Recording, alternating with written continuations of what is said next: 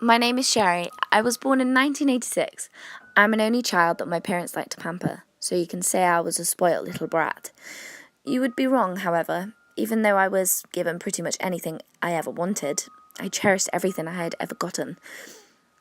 The one thing that I wanted, but my parents refused to get me, was a little brother or sister. I don't know why they refused. I asked them pretty much every day if they could get me one. On my 5th birthday, I saw this 5-foot-tall present that had my name plastered all over it. My parents had brought it home 2 days ago, and ever since I saw it, I wanted to rip the wrapping paper off it and see what was inside. So when my parents finally told me it was time to open my presents, I instantly went over to the big present and was just asking to be opened. I had the wrapping paper off in seconds, tiny pieces of wrapping paper fluttering in the air. By the time I was finished opening it, my eyes lit up like Christmas lights when I saw a 3-foot-tall Susie doll. I tried to take the doll out of the package but was unable to. There were many more presents for me to open. I didn't pay much attention to them. My parents told me that once I was done opening my other presents, they would get Susie out for me. All my other presents paled in comparison to my new doll. I got a Barbie play match and some Lego. When my parents finally opened the packaging and took out Susie, I snatched her from my dad's hands and took her into mine. I hugged her close to my body. Oh, thank you, Mommy and Daddy. This is exactly what I wanted. They nodded and just started to clean up. Afterwards, it was time to have cake. I managed to blow out all 5 candles in one blow. My wish for Susie was to become my real sister, one that I'd always wanted. I looked across the table to Susie, waiting for my dream to come true. To my displeasure, nothing happened. I wolfed down my cake and snatched up Susie. I ran up to my bedroom and placed Susie on the edge of my bed. All she did was stare back at me, her blue eyes staring into mine, even though she didn't move or say anything. The look she gave me made me feel like she was watching me. I went to bed with Susie in my arms. I fell fast asleep within seconds of me closing my eyes. For the next couple of days, Susie and I were inseparable. I brought her to kindergarten to show and tell, everyone wanting to touch her and see her. This was the first instant happened. I could feel Susie starting to get antsy in my arms. I panicked and pushed the nearest girl to the floor and screamed at her to take her hands off Susie. All the kids stopped trying to touch Susie, and the teacher went over to the girl, crying, and comfort her. She turned towards me and yelled at me to go to the corner and go in time out.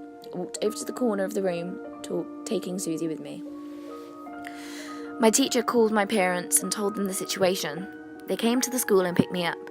When I got home, they took Susie from me and told me I wouldn't get her back until I was a good girl, that I wouldn't be able to go out and play for a week. That first night, I was unable to go to sleep. I felt naked without my doll. I hadn't been without her since I'd gotten her. Now I just felt alone. At midnight that night, I heard the pitter-patter of small footsteps of someone walking down the hallway. I knew I couldn't be my parents. The sound was hollow, too light to be anyone older than a small child. I sat up in bed and pulled the covers up to my chin. I saw 2 tiny feet underneath the bottom of the door.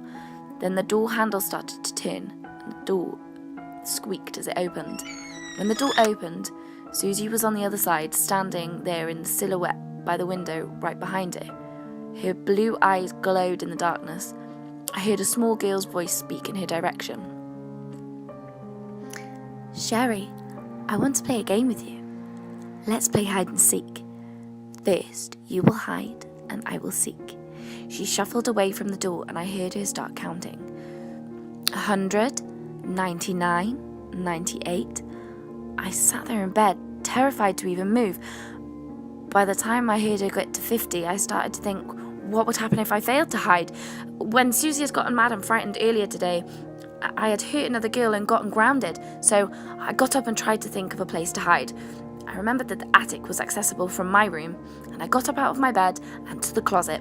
And I opened the closet door and looked up at the small opening to the attic. Thinking fast, I got a chair from the corner of my room and put it in the closet. I stood on top of it and pushed against the door. I heard from the hallway that Susie was now at 10. I finally got the attic door open and pulled myself up into the attic. Just as I did, Susie got to 0. I replaced the door in its place and carefully walked into the attic. From downstairs, I could hear the pitter-patter of tiny feet walking downstairs. I could hear a muffled voice from downstairs. Come out, wherever you are. I look around my attic, my eyes slowly becoming accustomed to the darkness, and saw an open chest. I went over to it and hid behind it. As I did, I heard and then saw, as the attic door came up and out, light from downstairs flooding into the attic. It took a few minutes, but I finally heard the hollow footsteps on the attic floor. Come out, wherever you are. I know you're up here. I spy with my little eye someone who is scared. I heard her go around the attic before finally coming to the chest. She looked into the chest but didn't see anything. I got up quickly and grabbed Susie's shoulders. I shoved the doll into the chest. I saw that there was a lock on the latch and locked the chest up. I couldn't hear the doll struggling inside the chest and demanded to let her out. I ignored her and I ran to the opening of the attic and went back down. I closed the attic door and went to bed, pulling the covers over my head. I finally got to sleep at about 2 a.m. That was 26 years ago now. I met my now husband 5 years ago. Last year I'd found out I'd gotten pregnant. My parents had moved to Florida and left my childhood home to me. We were cleaning up the house and painting it in preparation for our baby. I was laying on the couch in the living room when I heard David come downstairs.